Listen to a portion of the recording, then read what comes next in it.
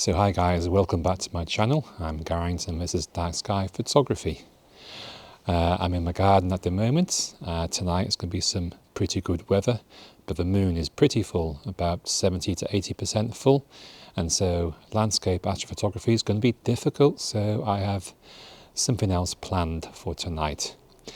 I'm going to take you over to Stellarium, which is a fantastic app for seeing what's in the night sky, and tell you a bit more about what I want to do this evening. So let's take over to Stellarium now.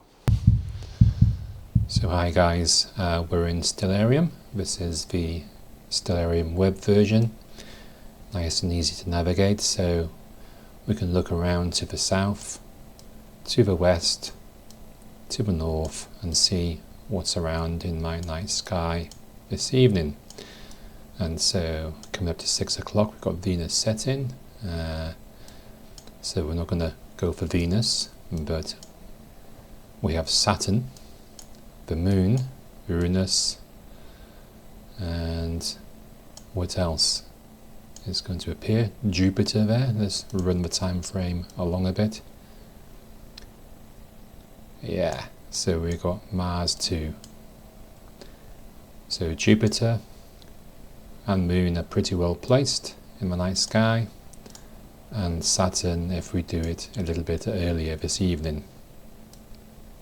And so, yeah, this evening we're going after the planets, guys. We'll certainly do Saturn, we'll certainly do Jupiter, we'll do some images of the lunar surface, and I may have a crack at Mars. What else is around? There's another planet around here? Yeah, Neptune. Maybe I'll have a little go at Neptune. Those planets are really small, so they're going to be really hard. Don't think I'll get great images, but why not have a go, eh? The moon this evening is gibbous, about 70 to 80% gibbous. But if you follow the Terminator line here, then this line has lunar terrain which is in shadow and in lightness, and so there'll be a few interesting features along this boundary which will look pretty nice because of a contrast in light illuminated by the sun and the areas of shadow. So your craters, ridges and mountains, they will stand out more and maybe give us like a 3D effect of the lunar terrain. And so yes, I think I'll go for some lunar features along this Terminator line too. So there you have it. This evening I'm going to go for small stuff, which means I'm going to have to bring out my telescope. So yeah, hi guys, and so I'm going to be using my telescope this evening to try and get decent images of the lunar surface around the Terminator line. So hopefully I can get nice craters, ridges and mountains in shadow and with the high points illuminated to add a bit of contrast to the features there. And then also I'll be looking at planets. And so looking at planets, they're very small, so I need a decent telescope camera combination to try and pick them out. So let's introduce you to my Newtonion Reflector. This is the 200p Skywatcher model. It is 1 meter long and has a primary mirror at its base, which is 8 inches in diameter. That's 200 millimeters. The eye column's at the top, and it comes equipped with a guide scope, a finder scope. This finder scope helps you find things in the main mirror of the telescope. And so this is quite a fast system. Its focal ratio is dependent on its mirror and its focal length. And so you determine that by dividing the focal length by the size of a mirror, all in millimeters. So 1000 focal length divided by 200 millimeters mirror size gives you a focal ratio of 5. So it's quite a fast light gathering system. But to see the planets, ideally you want something around f25. And so I could use a ×5 Barlow lens to magnify my focal length to achieve that. But I also need a camera to be able to handle that magnification with a decent sensor. And so the equipment I have doesn't quite reach to f25, so I will make do with what I already have. And so the camera I'm going to be using with my system is the ZWO Asi462mc. So I'll show you that camera so you can see what it looks like.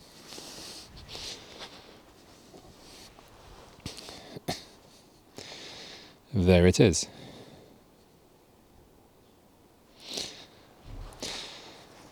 This camera sensor size is about 2.9 microns. That's the pixel size within the sensor of this camera. Its overall resolution is about 2.1 megapixels. It's a Sony sensor, so it's a pretty good light gatherer. And being a planetary camera, it can download multiple frames per second. The maximum frames per second this can handle is about 136. The technique I'm going to use to try and image the planets is called lucky imaging. And in lucky imaging, you take a video and collect as many frames per second, and then you run it through a program. A program like Autostakkert will analyze the video feed and pull out the best frames which are sharp, so you can stack the decent ones into a nice TIFF file for further processing later. And so with this camera, it's important to get the optimal focal ratio. And there's a general rule of thumb with cameras and lucky imaging, and that is you can multiply its pixel size by 4 to 5 times to get the focal ratio that's optimum for lucky imaging technique. And so 2.9 microns is the pixel size in the sensor here, and so that times 5 is about 14.5, and so that's the optimal focal ratio. And I'm times it by 5 because that is the number for good seeing conditions. If it's just average seeing conditions, the number is going to drop down maybe to 4. So that'll give you nearly 12 as the optimum focal ratio. So if it's average to good seeing conditions tonight, the optimal focal ratio of this camera will be 12 to 14. And I need to match my telescope focal ratio to this camera's optimal focal ratio. So the telescope's focal ratio is 5, and I need to bring it up to 12.5 to match this camera. And so I'm going to use a Barlow lens to achieve that. I'll show you my Barlow lens now.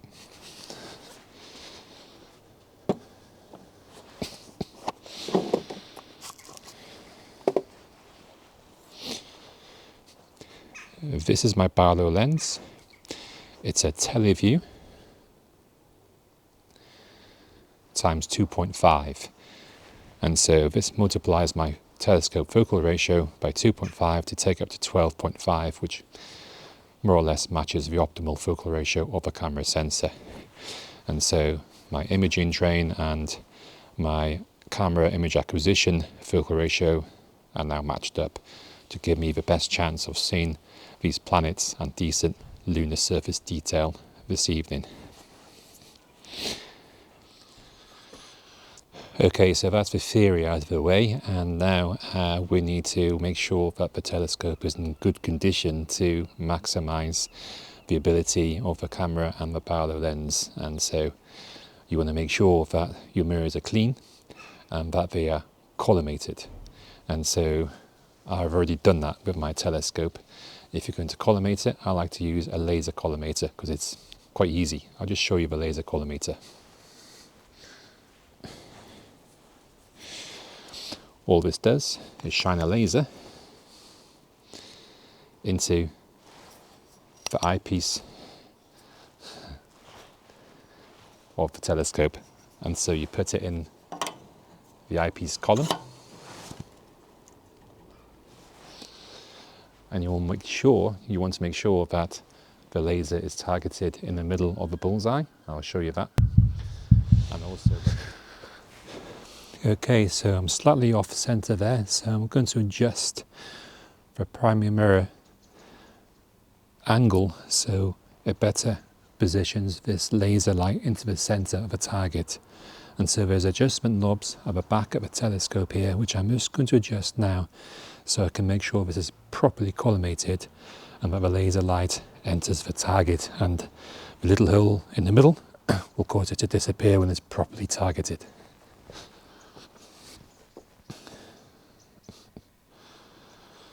So I'm adjusting one of the 3 knobs at the back of the telescope, just slightly moving the mirror so it reflects the laser light back into the middle of that target. Bang, there it is. Now just secure with the thumb screw so it doesn't move, and there we are. And you can also adjust the secondary mirror position at the front of the telescope by adjusting the spider vanes and also some small screws in the middle of the mount assembly of the secondary mirror. Okay, so once your collimation is all done, you're enough ready to go. My telescope is roughly polar aligned to the North Star. It doesn't have to be bang on because we're only doing short sequences of images, and we're not going to target and follow this target throughout the whole night, and so we don't need to guide it. But it's useful to have your finder scope aligned with the main mirror because the targets are small, and so they're going to be difficult to find at night. And so having a finder scope put you in a general direction of where your target should be will help you zone in on it.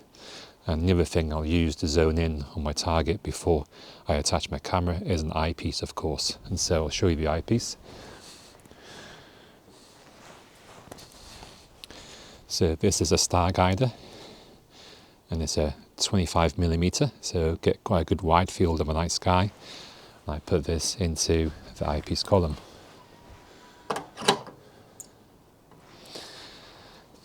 And so what I need to do is align the telescope with the night sky now, so you need to just get the handset.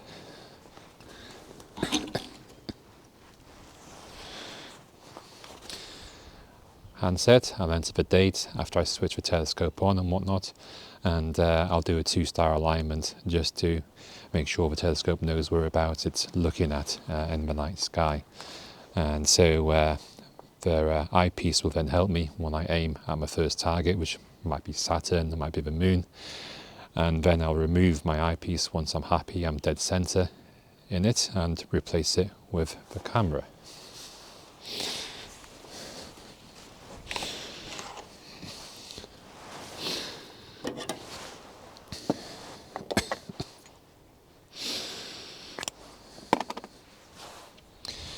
Initially, I'll just put the camera in just to make sure that things are still right in the middle of the field of view, and once I'm happy with that, I'll then put my Televue Barlow in there.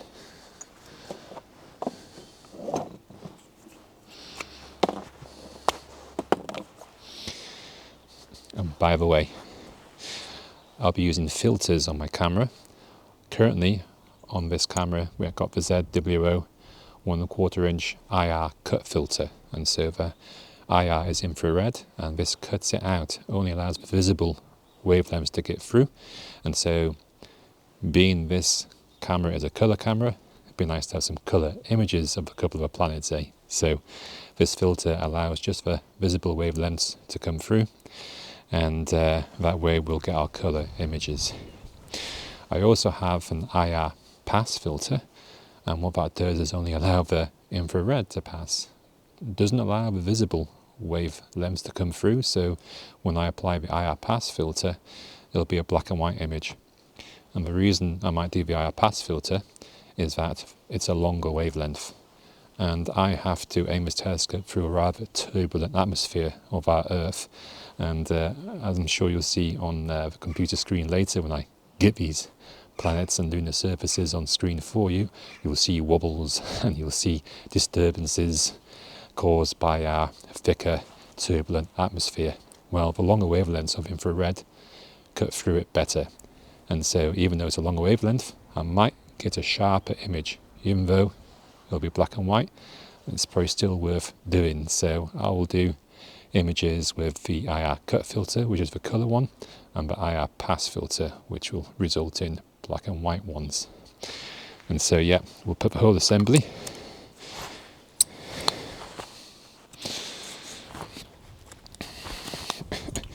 into my Televue, and so we'll stick out a wee bit and then put it in that eyepiece column there. And another thing that's really important is focusing. On my setup I've got a Crayford dual focus, and those knobs will help me focus quite accurately. You've got to spend some time on focusing because it's critical you get the best you can under the seeing conditions that you're given tonight. And so on my Crayford,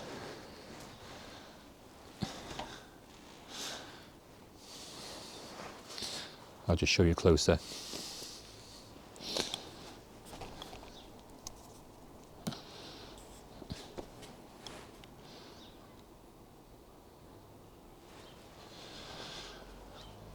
And so you have a quick focus either side, the silver focusing knob there, and you also have a black adjustment dial here which fine tunes the focusing. And what you might notice, on the previous occasion I've marked the eyepiece column where I achieve good focus. And see where those dots are there, those little dashes?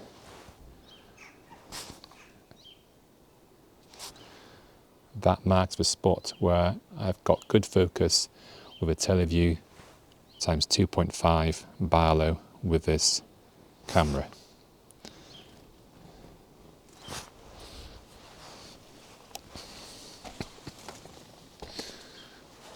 So that will put me in a zone pretty quickly where my target will be, and saves a bit of time trying to focus, because they go in and out of focus and disappear very quickly. So having a pre-marked eyepiece column is very, very handy. Oh, and by the way, the telescope is on the Skywatcher HEQ5 Pro mount. It's belt driven, fully motorized, and this is the main controller of the telescope and dictates where the telescope points in the night sky. So it's a German equatorial type mount controlled with this handset. The payload is sufficient for my telescope and some lightweight imaging equipment, but the telescope is quite big for the HQ5, and so I would not put any bigger scopes on this one. The 200p is a maximum it will handle, otherwise you're going to get errors of guiding. Any slight wind shifts is going to cause a lot of movement of the telescope, because the Skywatcher Newtonion is quite a big telescope and a very good wind sail as a result. And so that's a bit of info about the mount that it's attached to. It is a really brilliant mount. I've had some great images and great fun with it, and so yeah, hopefully it'll do the job and get me some more nice images this evening. And so there we are. I'm just about ready for tonight now, guys. And so telescope is all ready. I got my SynScan handset ready to go. I'll have power coming into the computer, which will be in this protective box, which is lined with black tape to make sure no light pollution escapes from it. And I've got these homemade dew shields because I think it's going to be quite cold, and there'll be a fair amount of dew tonight, so I want to protect my lens, my mirrors with these guys. And so yeah, let's see you later, and hopefully we'll have some good weather and some good seeing. Cool.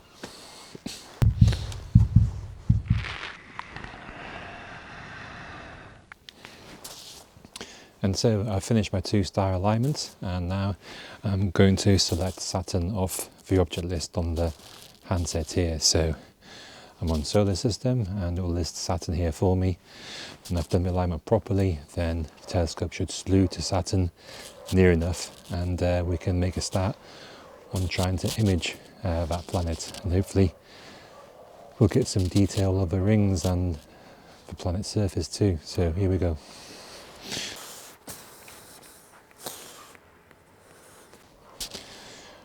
Note the dew shields I've had to put on the telescope too. Homemade jobs, but they do the job.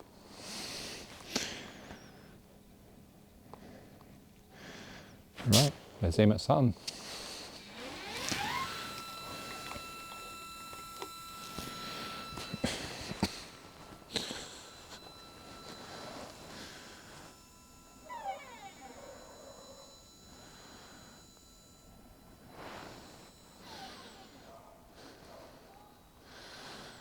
Saturn is there.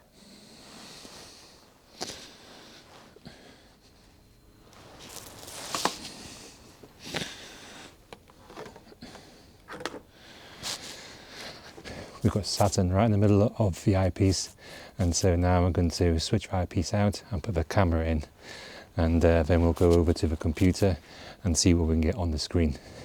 Yeah.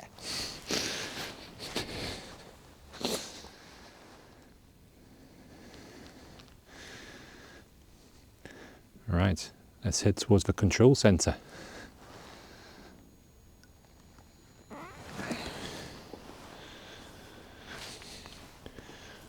So folks, there you have it, Saturn. And so what I've done is opened up Firecapture software, and I like Firecapture because you can change the histogram settings, the gain and exposure and a gamma, and it uses a USB-free connection to my camera, so I can download very fast images as part of a video. Lucky imaging is all about taking lots of exposures in a video file, and I'm using SER format, and we're going to record 5,000 frames, and at the moment it's indicating that I can get around about 50 plus frames per second. And so I spent a little bit of time focusing Saturn, and this is the best I can get Saturn there. You can see the ring clearly going through the middle, so I'm happy about that. And now I'm going to set the frame rate to 5,000, or the number of frames 5,000.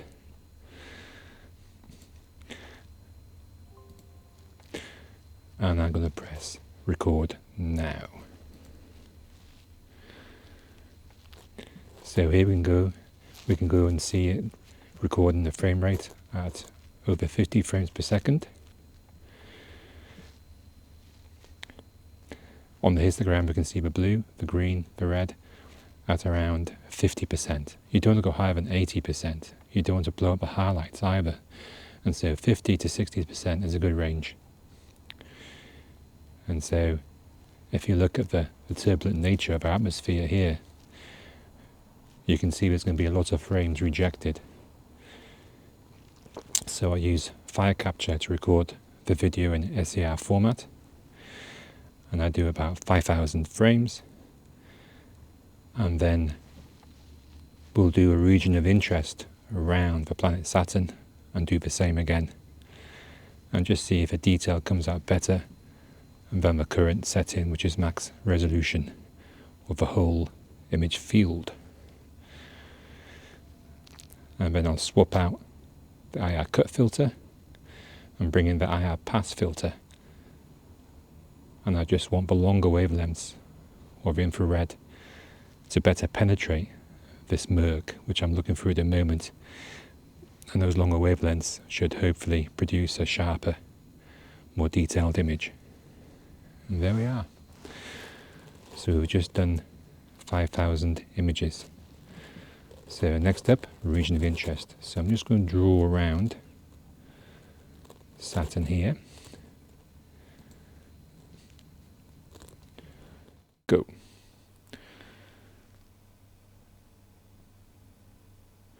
So I'm just repeating the sequence now, starting again. Clarity is not too bad.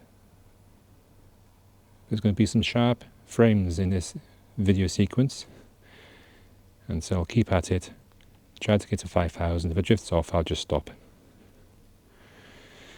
As I said earlier, I use Autostakkert to separate the blurred images from the sharp images, and we'll create an image stack for further processing in another software. And that software will be called Registax. And once I process the image further in Registax, I'll then finish it off in Photoshop. But I'll show you how I do that in the house later, once I've got my image sequences all done outside here.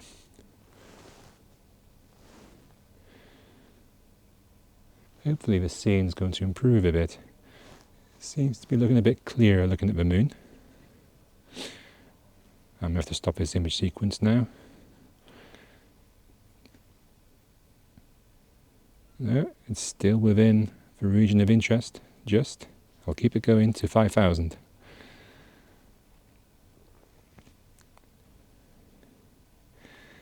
Stay within, stay within. Gotcha. Okay. Now I'm just going to switch filters to the IR pass and see if we can get a nice detailed but black and white image, because infrared does not carry any colour. All the visible spectrum is blocked by the IR pass filter. So we'll have a colour image of Saturn and a black and white image of Saturn, and we'll see which one looks coolest, eh? So I'll just pause the vlog while I just swap out the filters. And so we're back again on the computer with Saturn on the screen there, and we now have the IR pass filter, and so this is going to be a black and white image, and hopefully the detail might be a bit better because of the longer wavelengths being more able to cut through our turbulent atmosphere. I've had to increase exposure a bit, so the frame rate has dropped to about 40 frames per second. You need a minimum of 30 really, so I should be okay. It's not moving around a lot, so hopefully this image sequence should go quite nice.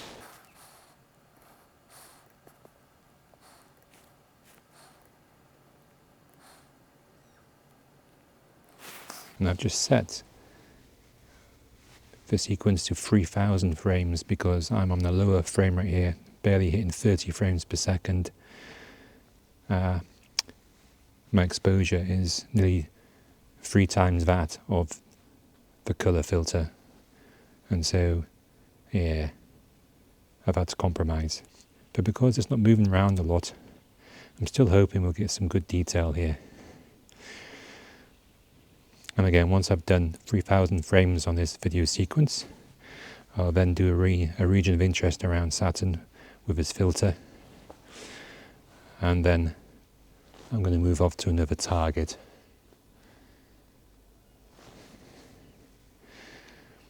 It might be the moon, or it might be another planet.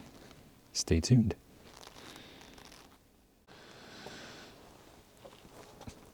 Well, hi folks. That little dot on my screen there, I think, is the planet Neptune. I've never got that before, and it was really hard to get. That is some distance away in our solar system now. I don't know how that'll come out in post-processing. If I'll get anything out of this, I'll be pleased. Hello, Neptune.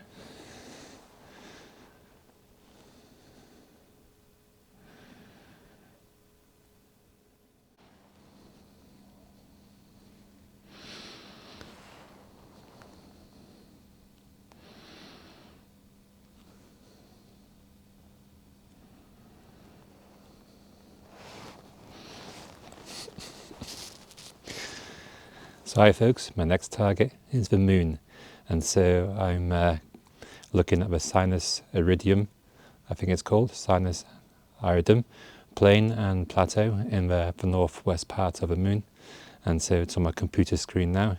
Let's have a closer look.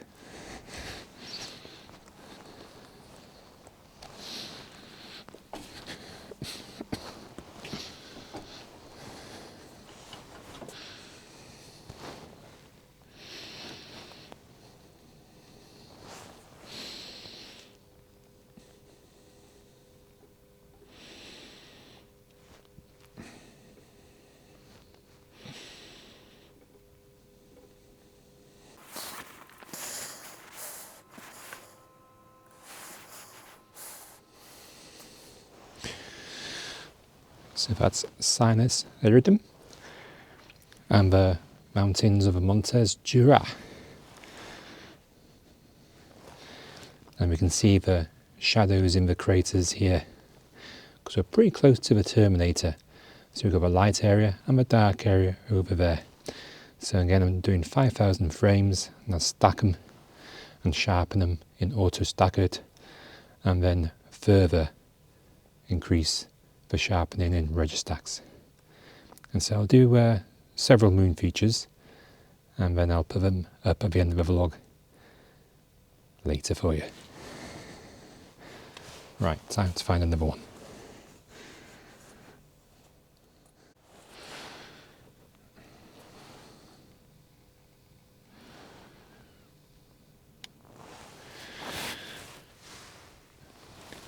Look at those two wee blobs there on the lunar surface. Interesting terrain here I'm picking up.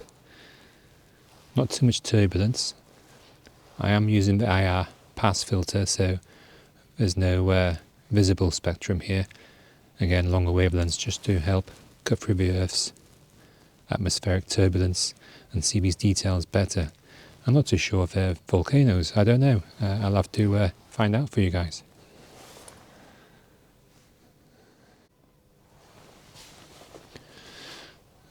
Here's another bit of the lunar surface, the Cassini crater there.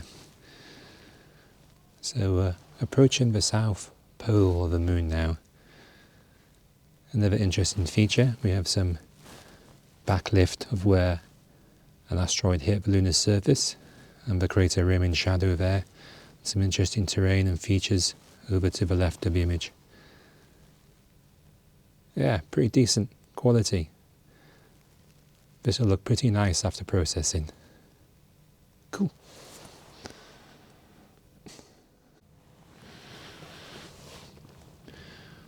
And here's one last image of the lunar surface before I move on to my next target. And I think this is Schiller crater. So again, I've just taken 5,000 frames and I'll stack them up in Autostakkert. Get the best ones ready for sharpening further in Registax. So stay tuned, Jupiter's next.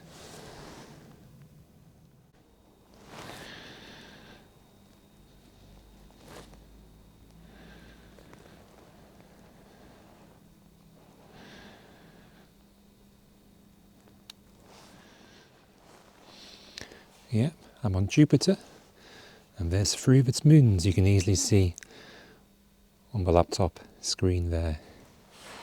So let's do a few shots of Jupiter using the colour filter, which is the IR cut filter.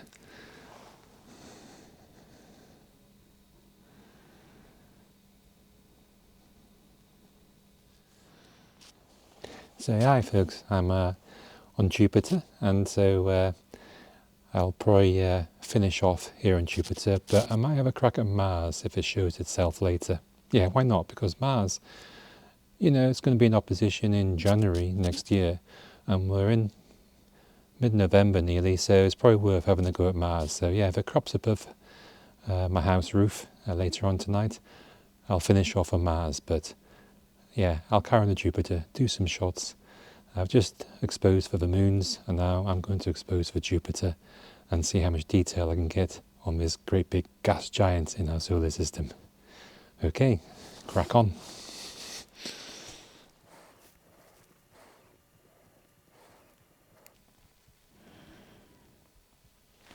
Mars.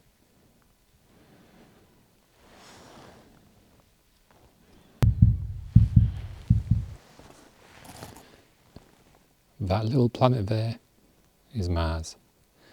Doesn't look much like anything at the moment, but let's hope the process is nice. We'll see shortly.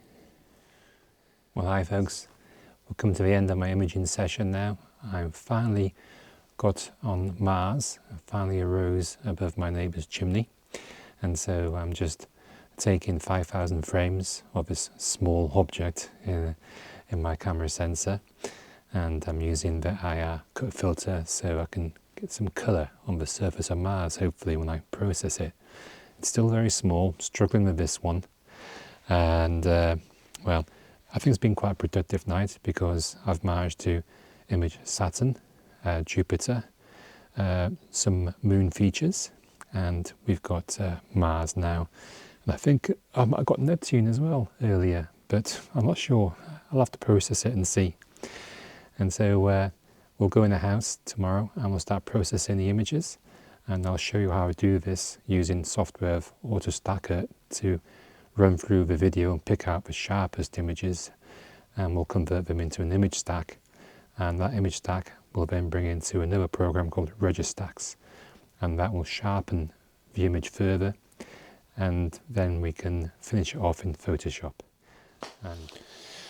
So hi guys, we're now back in the house, and I'm going to process those videos of the planets and the lunar surface on the laptop.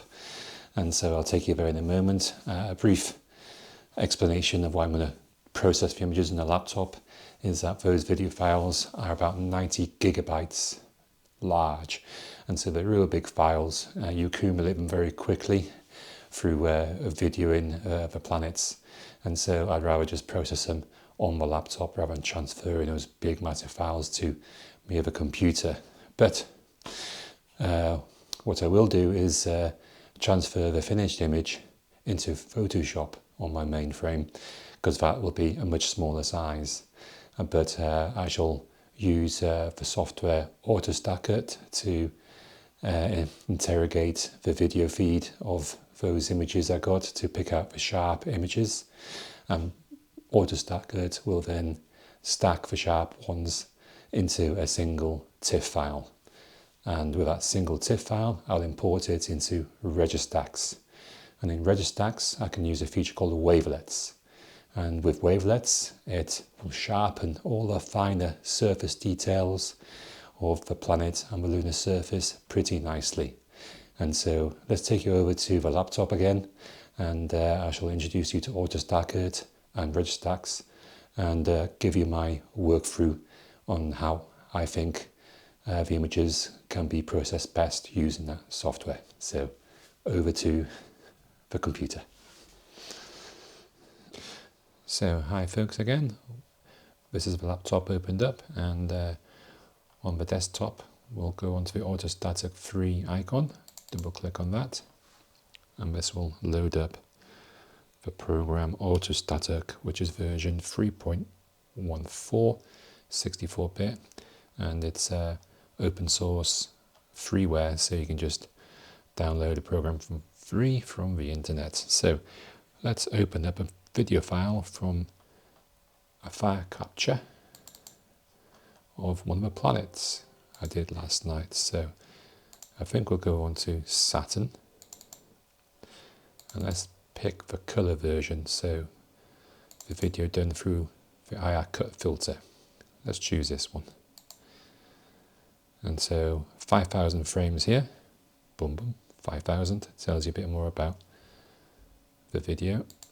And let's open it, and so we can see on the right hand side window here a picture of Saturn.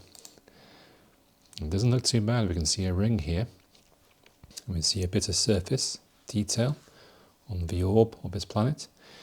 And so now we need to tell Autostakkert to analyze all these 5,000 frames which makes up the video, and it's going to rank them in terms of quality. So if we go over to the left hand side, we have these settings, and so we have image stabilization set to planet, dynamic background ticked.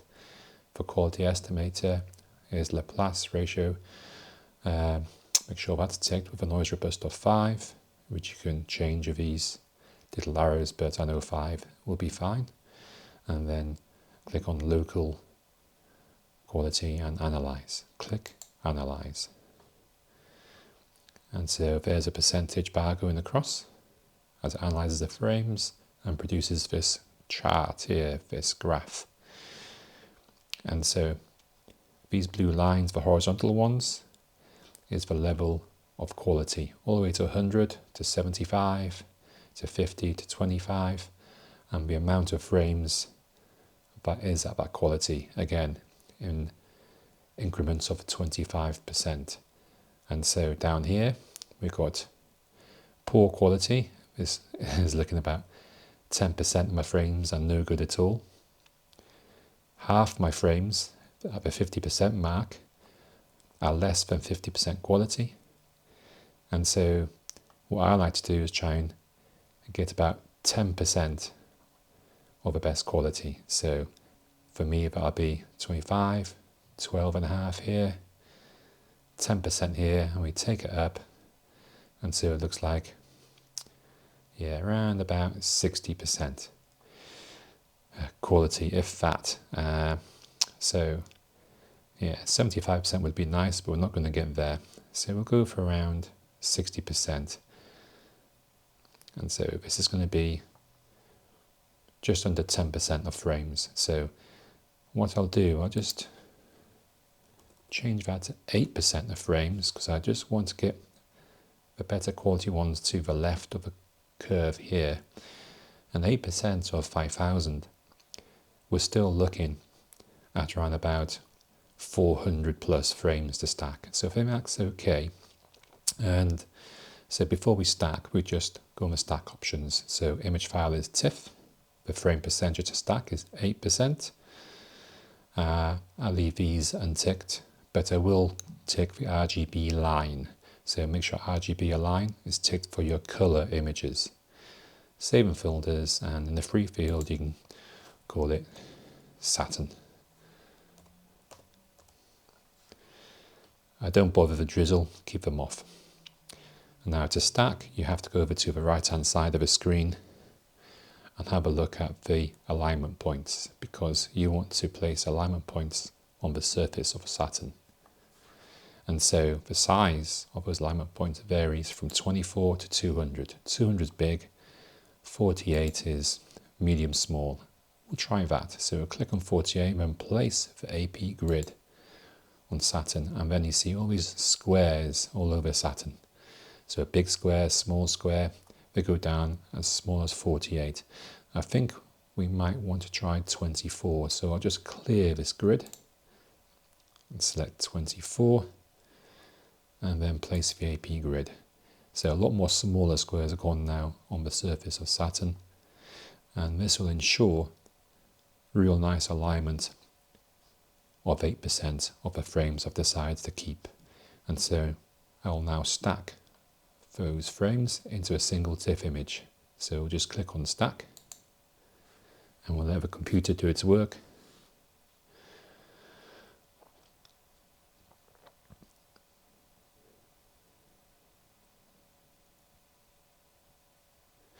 And so 100%, all these are ticked now, from buffering analysis all the way to map recombination. So when it's done that tick, I know the image is saved.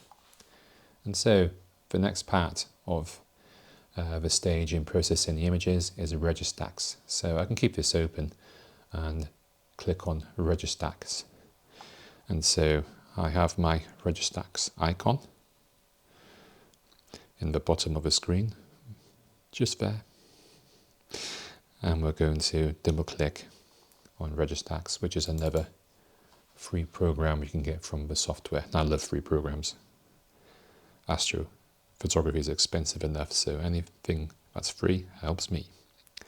And so now we're in Registax, and we just need to click on select to load that image I did of Saturn. And so let's go to Saturn here and go into the color section, and we have Autostakkert here, AS-P8, and that 8 stands for the amount of frames you stacked percentage wise. So I know that's where mine has gone, and so just click on the image and open it. Yeah, and there's Saturn. And so we can click on show full image just to enlarge it. And so it still looks pretty blurry, eh? And so what we can do is use these wavelets. These wavelets to the left of the screen do a really good job of sharpening the image up. And so I like to click on linked wavelets, and then I can just move the first layer all the way to 100%. Look how noisy that's got. But the linked wavelets also have these denoise and sharpen buttons here, and so I'm going to start denoising by small increments to get rid of all that graininess. First of all, so we're going to take this to about 0.5, so a lot of the noise has now disappeared, and now I'm going to start sharpening it with this little sharpen setting here, and just keep increasing the increments so I can just see the detail of the rings and the surface better. But you can't push this too hard because it will look a bit odd, and so there's a balance to be had here, and I can reduce the level of effect of these denoise and sharpen settings by just reducing the percentage effect, maybe to 80, and then I can also increase denoise or decrease sharpen. And so it's a bit of your personal preference what you like, but you don't want to overdo it.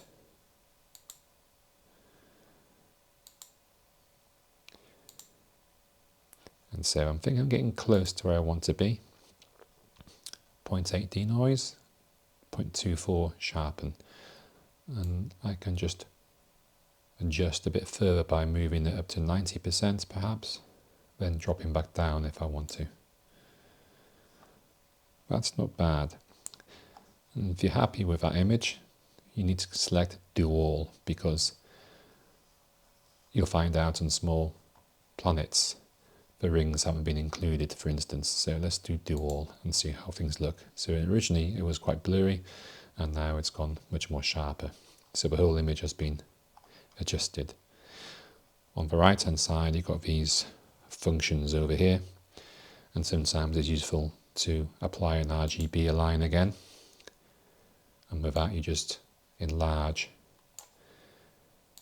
the green box to cover the whole planet, and just press estimate on the window here, and down in the bottom left the search bar it will tell you what it's searching. It's gone through the red, the blue and the green, and the RGB align has now been done.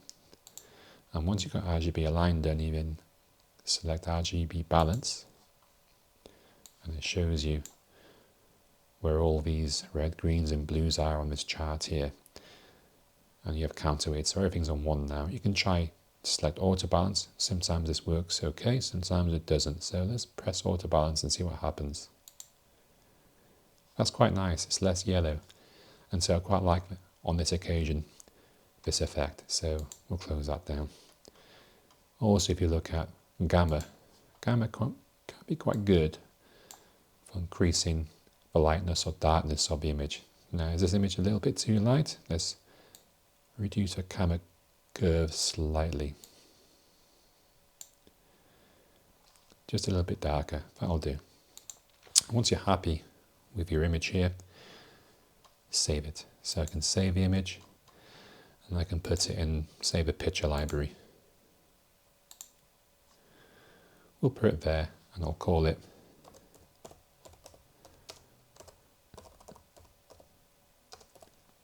Saturn Color 1.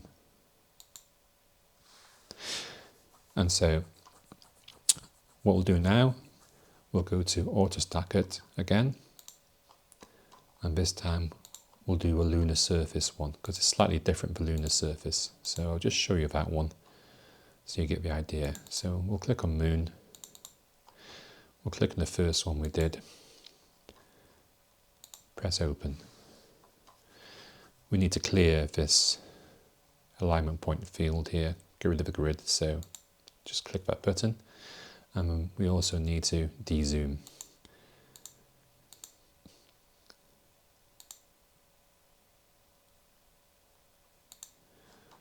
Yeah, that'll do. So This is part of the lunar plateau and the mountain ridge that we imaged last night. I think it's called Sinus Iridum, and a couple of nice craters we can see in shadow here. And so we can sharpen this image up again with a rejection process from analysis, where Autostakkert will look at the best quality sharp images and then will reproduce the quality as part of a graph for you to interpret and select what images you want to keep. And so we do need to do is go to image stabilization here and click on surface, and then you can right click on your computer, and I will include part of this smaller crater here, and so that sets a reference point for Autostakkert to see better which images are sharper than others. And then we can just keep everything else the same. Oh, when you do surface, you want to make sure you've got improved tracking ticked as well. This is something you don't get with planet. So on surface, make sure improved tracking is ticked. The RGB align while we're here, deselect, because these images were taken with the IR pass filter, and so these are black and white images. There's no color, the color's been blocked, so we don't need to RGB align. And so yeah, image stabilization, surface, improved tracking, cropped, Laplace, keep the same, ticked, reversed 5 on the noise, that's fine, keep it as local, analyze. And so the computer will analyze this through Autostakkert, and we'll have a look at all the frames. There's 5,000 frames here, you can see it's listed, the frame number. And there's a bigger image to analyze, less space around it because it's surface. And so it's going to take a bit longer. So we'll just wait for that to finish and I'll get back to you.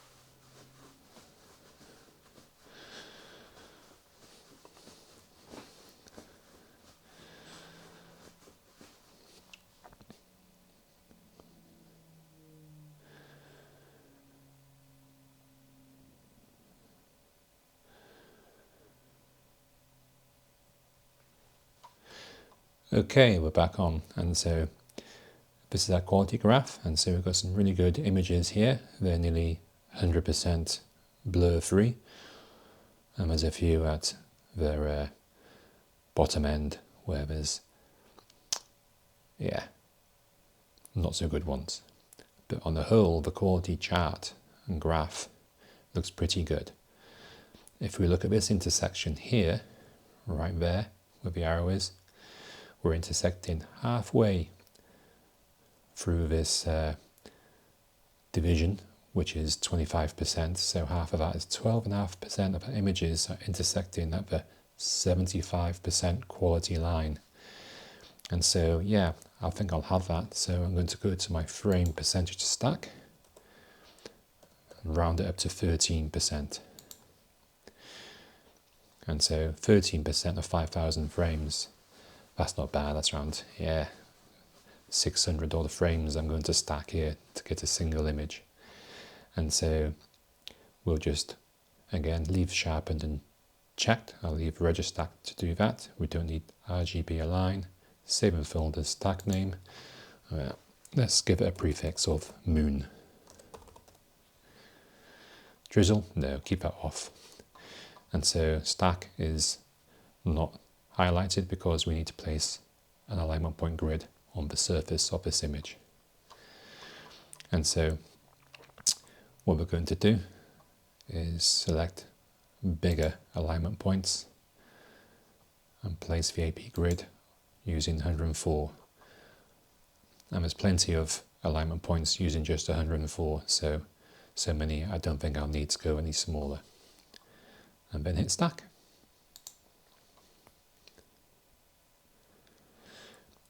And we'll let it do its work, and I'll get back to you.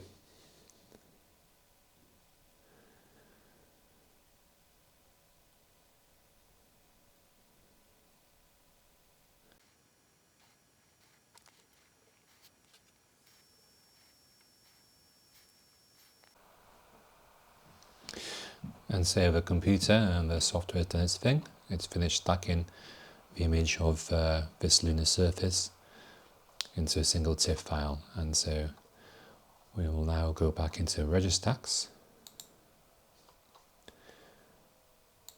and load up the moon image.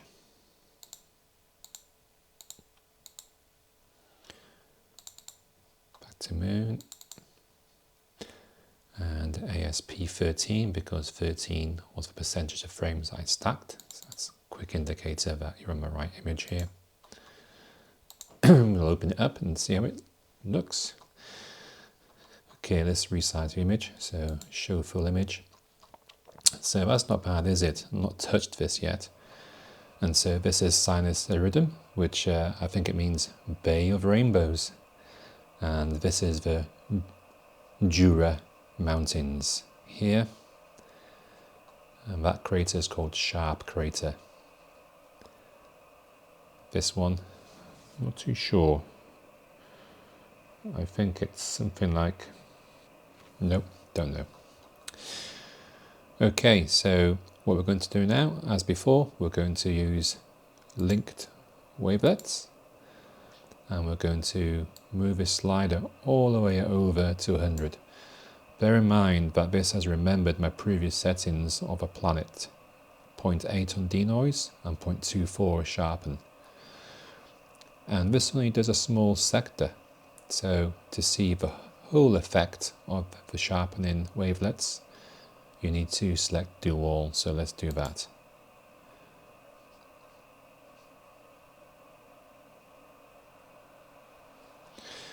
And so, what do you think? Is this over sharpened?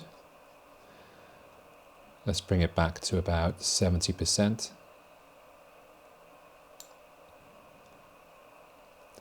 Select do all again and see how it looks this time.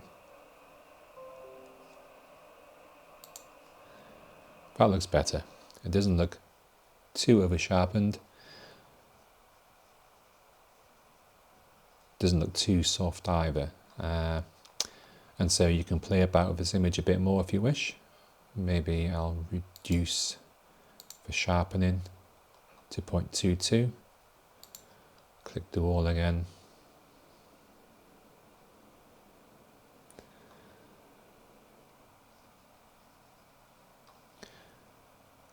Reduce denoise to 0.7.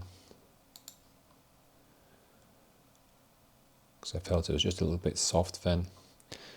Again, it's quite a hard call to know when you are finished with these wavelets. Personal preference, how your eyes see it, I suppose. On the functions over here, you don't need to do much. You don't need to do RGB align or RGB balance. I tend to leave these alone with the black and white images. You have a contrast and brightness bar here, but again, I don't tend to do much with those. I think we just might have a slight increase on the overall blurring of denoise and sharpen. Just move up to 75, do all. I reckon we're just going to push it up a bit more, you see. Not quite to 100%, not to 80%, 75%, maybe 80. Yeah, let's go to 80.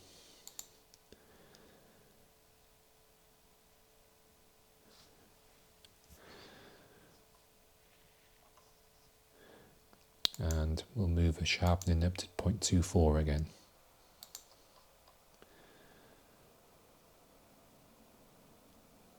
Okay, that's enough. So I'm going to save this image and we'll call it Moon 1 for now. And we'll save it in the picture library. Easy to find. So it's saved as a 16-bit TIFF file. Ignore the RGB because we know it's black and white. And there we have it. So I've shown you how to do 2 images using Autostakkert, using planet alignment and surface alignment to produce these pictures of the moon and Saturn. Okay. So there you have it, folks. That's how I process my planetary and lunar images. So use Firecapture to do a video, and then I'll run that video through Autostakkert 3 to get the best frames and stack them into a single TIFF file, which will then be sharpened in Registax 6. I'll then use Photoshop just to do some finer adjustments. Don't forget the camera I'm using, the ZWO Asi462mc, only has a sensor size of about 2 megapixels. It's a Sony sensor, so it's pretty good. And it will give you a maximum frame rate of about 136 frames per second at maximum resolution, so it's not a bad little camera. But if you want to print these images out, you'll need to resize them in Photoshop. So I will resize using the bicubic sharp algorithm, I think it's called, to 270 dpi, and doing that I'll have to further sharpen using the high pass filter. It is normally quite good for that, and then run it through Camera Raw. In Camera Raw I'll do some adjustments on levels, I'll do some adjustments on clarity and on dehaze, and maybe a bit more saturation, and after that I'll maybe do some denoising and some sharpening again, and that'll be about it. That'll be as much as I can do with my images. And so if they're any good, you're going to see them very shortly. So these images are basically what you can achieve with a Skywatcher 200p telescope on a HEQ5 mount. You can track to your subject, but the tracking isn't that important because you're using short video files anyway.